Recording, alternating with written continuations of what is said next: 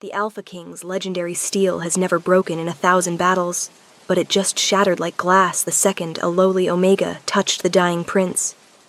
As the royal heir's heart stopped, ancient magic overrode royal law to perform the impossible. Is this a curse on the crown, or a miracle?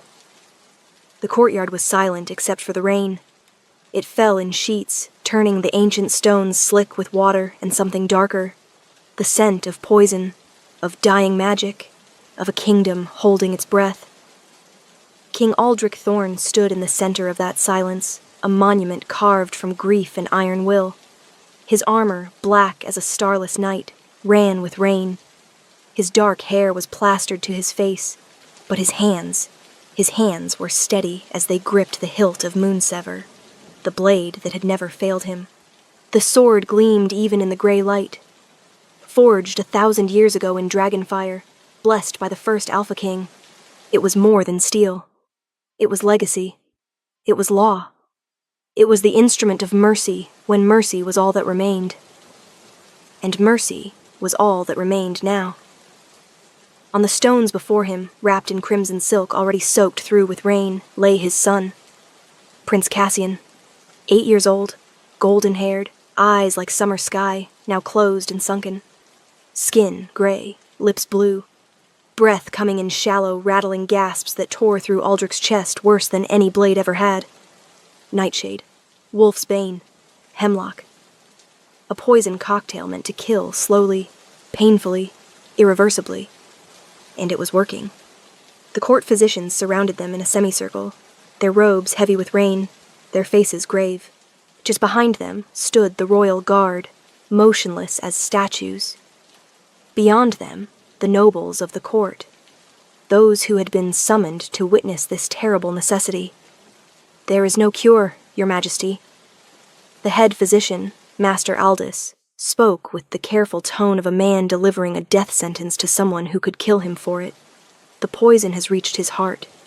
Even now it spreads through his blood. He has perhaps an hour, maybe less, and he will suffer." Aldrich's voice was flat, empty, the voice of a king, not a father. "Yes, Your Majesty. He will suffer greatly as the poison completes its work." Aldrich looked down at his son, his only child, the boy who had laughed that morning at breakfast, who had begged to go riding, who had pleaded to be allowed to train with the sword. His heir, his heart, his entire world, reduced to this, a small, broken thing dying in the rain. Royal law was clear.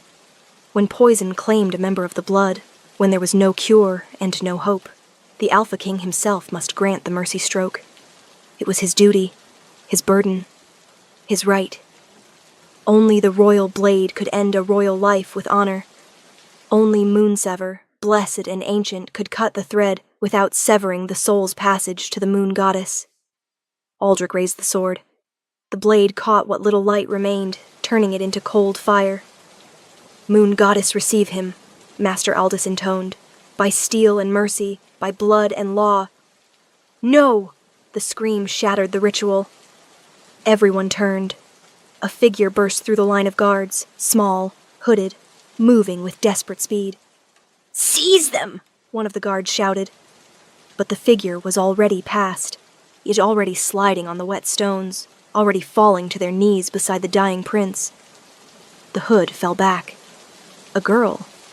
No, a young woman? Perhaps 20.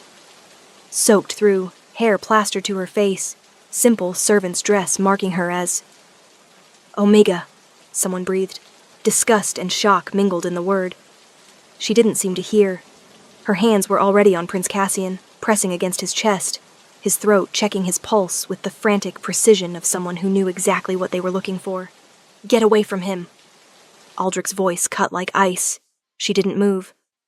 "I said..." He stepped forward, Moonsever still raised, her head snapped up. Her eyes met his. They were gray, storm-colored, and they held absolutely no fear. "He's not dead yet," she said. Her voice shook, but her words were clear. "And I can save him." The courtyard erupted. "Blasphemy!" Master Aldous sputtered. "The prince is beyond... I can save him." She said it louder, fiercer. "But I need time. I need—" "Remove her," Aldrich commanded. His voice was still empty, still controlled. Now. 2 guards moved forward. She wrapped her body over the prince, shielding him. "Please, please, I'm begging you. Just give me a chance. If I fail, you can still—" Her voice broke. "You can still do what you came here to do. But let me try." "You are Omega," one of the nobles spat. "You have no magic, no healing gift. You have nothing but insolence and—" "I have this." She thrust her hand into her dress, pulled out a vial. Small, glass, filled with liquid that glowed faintly silver even in the rain. The physicians gasped. "Moon's tears," Master Aldous whispered. "Where did you—" "That's impossible. That hasn't been seen in—" 200 years, she finished. "I know. My grandmother left it to me. She said to save it for when it mattered most." Her eyes never left Aldrich's. "This matters. He matters. Please." Aldrich stared at her, at this Omega who had thrown herself between a king and his duty, who held a vial of impossible medicine in shaking hands, who looked at him like she could see past the armor, past the crown, past the careful emptiness he'd wrapped around his heart. "Your name," he said. "Mira. Mira." He tasted the name, found it sharp, real. "If you fail, then I'll die beside him," she said simply. "But I won't fail." Something in her voice, something absolute and unbreakable, made him hesitate. "You have until the hour turns," he said. "Not a moment longer." She nodded once. Then she turned back to Cassian, uncorked the vial, and began. Mira's hands moved with practiced precision as she tilted Cassian's head back, carefully parting his blue lips. The moon's tears caught the light as she let 3 drops fall onto his tongue. "Come on," she whispered. "Come on, little prince. Fight." Nothing happened. The nobles shifted, murmuring. One laugh quickly stifled. Mira's jaw tightened. She placed both hands over Cassian's heart, pressing down in a steady rhythm. "What is she doing?" someone asked. "Forcing his heart to beat," Master Aldous said, fascinated despite himself. "Old medicine. Very old. But the poison. The moon's tears will bind the poison," Mira said, without stopping her compressions. "But only if his heart keeps beating long enough for them to work. So his heart is going to keep beating." Her arms were already shaking with effort. Rain ran down her face, or maybe tears, Aldrich couldn't tell. He should stop this. It was foolish. Desperate. The word of an Omega against the wisdom of every physician in the kingdom. But he didn't move. Couldn't move. Because for the first time since this nightmare began, someone was fighting for his son. Not accepting. Not bowing to inevitability. Fighting. Minutes crawled past like hours. Mira's compressions never faltered, never slowed. Even as her breath came in gasps, even as her whole body trembled with exhaustion. "The hour is nearly spent, Your Majesty," Master Aldous said quietly. Aldrich looked at the sky. The rain was lighter now, the clouds beginning to break, so the hour was indeed nearly spent. "Mira," he said. She didn't stop. "Not yet. Please, just a little longer. I can feel it working. I can feel—" Cassian's body convulsed. Mira cried out, pressing harder. "No! No, stay with me. Cassian, stay with me!" Another convulsion. Worse. The physicians stepped back. Even they knew a death spasm when they saw one. Aldrich raised Moonsever. The time for mercy had come. He stepped forward. The blade gleamed with rain and fading light.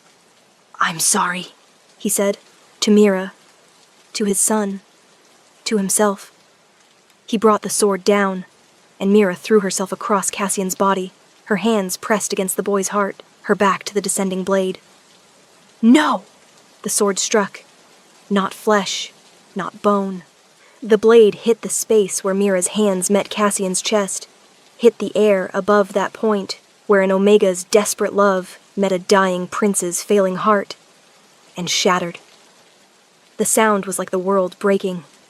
Moonsever, the unbreakable blade, the sword that had survived 1,000 battles and slain 100 enemies, exploded into 1,000 glittering fragments.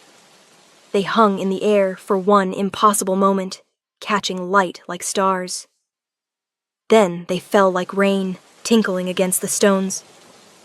Aldrich stared at the broken hilt in his hand, at the fragments scattered across the courtyard, at Mira still wrapped around his son, trembling but alive, at Cassian, whose eyes were opening. The prince gasped. A real breath. Deep. Clear. Color flooded back into his face. His lips went from blue to pink. His eyes, or summer sky blue, focused and cleared. "Father?" His voice was weak but real. Alive. The courtyard exploded into chaos. "Impossible! The sword! The prince lives!" But Aldrich heard none of it. He dropped the broken hilt, fell to his knees beside his son, pulled the boy into his arms. Cassian was warm, breathing. His heart beat strong and steady against Aldrich's chest. "You're alive," Aldrich whispered. "You're alive." Over Cassian's shoulder, he met Mira's eyes. She was crying now. Really crying. But she was smiling too. "Told you," she managed. "Told you I wouldn't fail." "The sword," Master Aldous breathed. He knelt, picked up one of the fragments. "The blessed blade.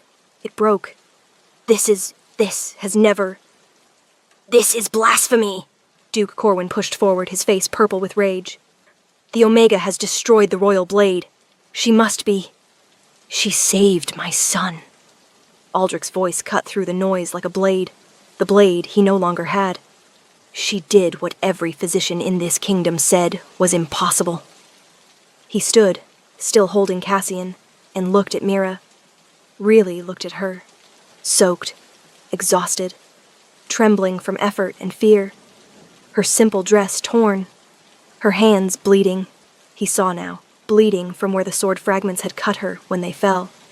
An Omega. The lowest rank. Someone the court would have stepped over in the street. And she had saved his son. "Who are you?" he asked. "Truly." "I'm nobody, Your Majesty. I work in the palace kitchens. I've worked here for 3 years.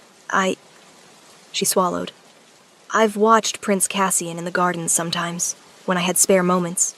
He always seemed so happy, so full of light. I couldn't let that light go out. I just couldn't. Something in Aldrich's chest, something that had been frozen since his wife died 5 years ago, cracked. "You carry Moon's tears," he said. "You know old medicine. You're not just a kitchen servant." She looked away.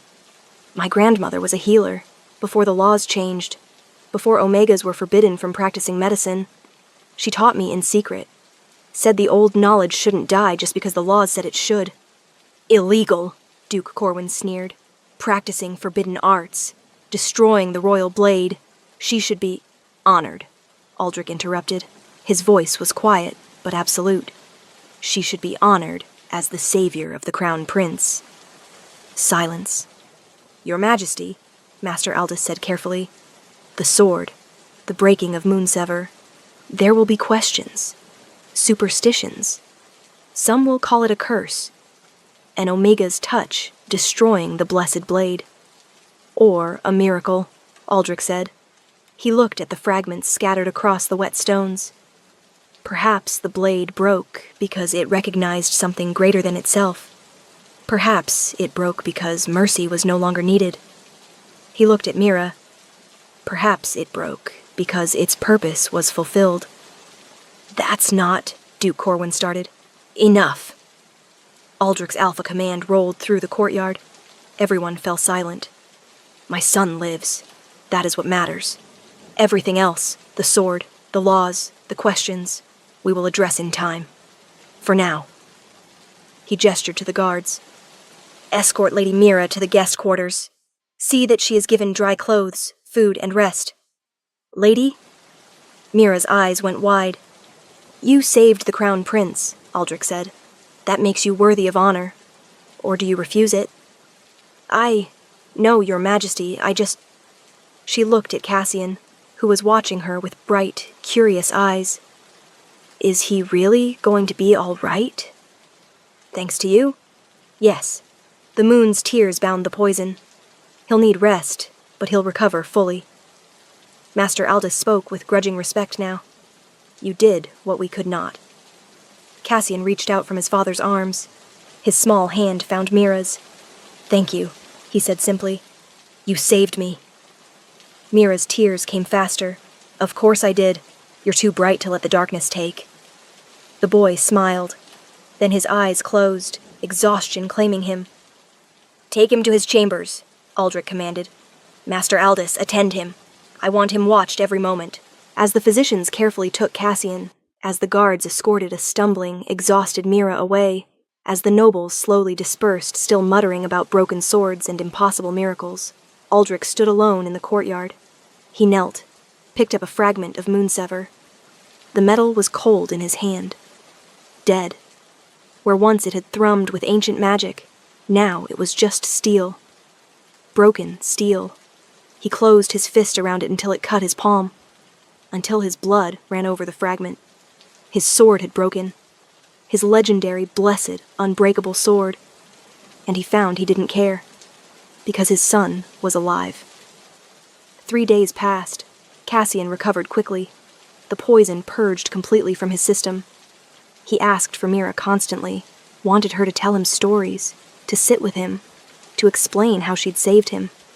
She came, though she looked uncomfortable in the fine dresses the servants had given her, uncomfortable with the whispers that followed her through the palace halls. Omega turned savior, the girl who broke the king's sword, the miracle worker. Some said it with awe, others with suspicion. Aldrich watched it all from a distance, conducting investigations, asking questions, piecing together the truth. On the 4th day, he summoned Mira to his private study. She entered nervously, curtsying low. Your Majesty. Sit, he said, gesturing to the chair across from his desk. She sat on the edge, back straight, hands folded, waiting. I know who poisoned my son, Aldrich said without preamble. Her eyes widened. You do? Duke Corwin. He stands to inherit if Cassian dies, as I have no other heirs. He hired an assassin to slip the poison into Cassian's food. Aldrich's voice was cold, controlled. The assassin confessed under questioning. Corwin has been arrested. Good, Mira said fiercely. Then, catching herself, I mean, that is... You mean good, as do I. Aldrich leaned forward. You suspected, didn't you? That's why you were watching him. Why you've been watching him for 3 years. She went very still. I don't know what you... Don't lie, please. You're terrible at it. A small, startled laugh escaped her. I suspected something was wrong. The way Duke Corwin looked at the prince sometimes. The questions he asked about security. Little things that didn't quite fit. She met his eyes. I didn't know what he planned, but I knew Cassian was in danger, so I watched. And when I saw him collapse at dinner, he saw the symptoms. I knew it was poison. I knew what kind. And I knew I had Moon's tears in my grandmother's trunk. You could have brought the vial to the physicians. They wouldn't have listened to an Omega. And even if they had, they wouldn't have known how to use it. The old knowledge is lost to them. She looked down at her hands. I had to do it myself. You knew the sword would come down. You knew I would try to grant mercy. Yes. And you threw yourself in front of it anyway. Yes. She looked up. Would you have stopped? If I hadn't? Aldrich was silent for a long moment. I don't know, he admitted. I'd like to think I would have seen the signs of recovery. But grief makes us blind. Duty makes us hard. I might have... He couldn't finish the sentence. But you didn't, Mira said softly. The sword broke before it could harm him. Before it could harm me. The sword broke, Aldrich repeated. He pulled a cloth bundle from his desk drawer, unwrapped it. Fragments of Moonsever gleamed against dark velvet. Every smith in the kingdom has examined these. Every mage, every scholar, they all say the same thing. What? The magic didn't break. It transferred. He picked up one fragment. It glowed faintly in his hand, but not with the cold light it once had. This was warmer, softer. The blade recognized something in you, in your touch, in your intent, and it chose to break rather than strike. That's impossible. So is an Omega possessing Moon's tears. So is bringing someone back from the edge of death with forbidden medicine. So is an Omega making an Alpha King hesitate. He looked at her. I'm starting to think impossible is just a word we use for things we don't understand yet. Mira was quiet for a long moment. What happens now? Now? You tell me what you want. She blinked. What I want? You saved the Crown Prince. By law, that grants you a boon. Anything within my power to give. He set the fragment down. So, tell me, what do you want, Mira? She stared at him like he was speaking a foreign language. I never thought... I just wanted to save him. I didn't do it for a reward. I know. That's why you deserve one. She bit her lip, thinking. Can I ask for something for someone else? If you wish. The other Omegas in the palace, the servants, they work so hard for so little. If you could just... better wages, better conditions. Well, maybe some could even train for skilled positions if they wanted... Done. She stopped mid-sentence. What? Done. I'll issue the decree tomorrow. He smiled slightly. Though I suspect you'll need more than that for yourself. I don't need anything for myself. Liar, he said, but gently. You need safety. You need respect. You need to not fear that some noble will try to punish you for embarrassing the court. I'll manage. What if I asked you to stay? The words came out before he could stop them. Mira froze. Stay? Cassian asks for you constantly. He trusts you, feels safe with you. Aldrich stood, moved around the desk. And if I'm being honest, which I'm told I should try more often, I find your company valuable. Valuable, she said it like she was testing the weight of the word. You speak truth when everyone else speaks politics. You see problems where others see protocols. You saved my son when I was about to kill him in the name of mercy. He stopped in front of her chair. I could use someone like that. Someone who isn't afraid to throw themselves between me and my worst mistakes. She stood slowly, tilting her head back to look at him. You're asking me to stay. As what? A servant? An advisor? I don't know yet, he admitted. I just know that when I think of you leaving, something in my chest protests, and I've learned to listen to that feeling. It's rarely wrong. Your Majesty, Aldrich, he corrected. When we're alone, please. I've been Your Majesty for 15 years. Sometimes I'd like to just be a name. Aldrich, she repeated softly, testing it. I'm Omega. You're Alpha. You're the king. I'm the woman who saved my son. The woman who broke my sword. The woman who's braver than half my knights. He reached out slowly, giving her time to move away. When she didn't, he took her hand. I'm not asking for anything improper. I'm just asking you to stay. To help me raise Cassian. To help me be better than the king who almost killed his own son, rather than letting an Omega try to save him. Her hand trembled in his. You were trying to save him from pain. I was giving up, Aldrich said quietly.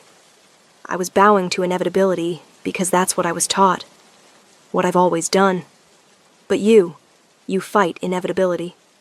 You look at impossible and say, not today. I want to learn that, if you'll teach me. I'm not a teacher. Neither am I. We'll learn together. Mira looked at their joined hands, at this impossible moment. An Alpha King asking an Omega to stay, to teach him, to help him. If I stay, she said carefully, I won't be silent when I see wrong. I won't bow and scrape and pretend problems don't exist just because they're uncomfortable. Good. I'll speak my mind, even when it contradicts you. Even better. And I'll keep practicing the old medicine. I won't let that knowledge die. I'd expect nothing less. He squeezed her hand gently. Though perhaps we should make it legal first. No point in you being arrested for saving lives. A smile tugged at her lips. You'd really change the laws? For you, I'd change the world. The words hung between them. Too much, too soon, too honest, but true nonetheless. I'll stay, Mira said quietly, for Cassian. And for the possibility that maybe, someday, broken swords and shattered laws might make room for something new. Aldrich smiled. Really smiled, for the first time in years. I'll take possibility. It's more than I had 4 days ago. 6 months later, Mira stood in the royal gardens watching Cassian practice with a wooden sword. He was laughing, full of energy, showing no signs of the poison that had nearly killed him. He's gotten so much stronger, a voice said behind her. She turned. Aldrich stood there in simple training clothes rather than royal armor. He'd taken to training with Cassian in the mornings, teaching him swordplay himself. He has you to thank for that, Mira said. He has you to thank for being alive at all. They stood in comfortable silence, watching the boy. I have something for you, Aldrich said after a moment. He held out a long cloth-wrapped bundle. Mira took it carefully, unwrapped it, and gasped. A dagger. Beautiful. The blade forged from the fragments of Moonsever, reforged into something new. The hilt wrapped in leather, with a single word inscribed on the crossguard. Mercy. It's tradition, Aldrich said, for an Alpha to give their Omega a blade. For protection. For partnership. For... I'm not your Omega, Mira said quickly. We're not... you haven't... Not yet, Aldrich agreed. If ever. But I'd like to try, if you're willing. She looked up at him. Try what, exactly? Courting you, properly. No pressure, no expectations, just one seeing if what I feel when you're near is something more than gratitude. And what do you feel when I'm near? Like I can breathe for the first time in 5 years, he said simply. Like the darkness isn't quite so heavy. Like maybe I could learn to be something other than just a king. Mira's hand tightened on the dagger. I feel that too, she admitted. When you're near. Like maybe I could be more than just a kitchen girl who got lucky. You were never just anything, Aldrich said. And you didn't get lucky. You were brave. We both were, when it mattered. He held out his hand. So? Will you let me try? To court you properly? To see if an Alpha King and an Omega healer might make sense together? She looked at his hand, at the man offering it, at the boy playing in the garden behind them, alive because she'd fought for him, at the possibility spreading out before them like a map to undiscovered country. She took his hand. Yes, she said. Let's try. And in the garden, Cassian whooped with joy, though whether at successfully landing a strike against the practice dummy, or at seeing his father and his favorite person holding hands, no one could quite say. The sword had shattered when an Omega touched a dying prince's heart. But from those fragments, something new had been forged. Not just a blade, a future. One where impossible was just another word for not yet. And not yet was full of hope.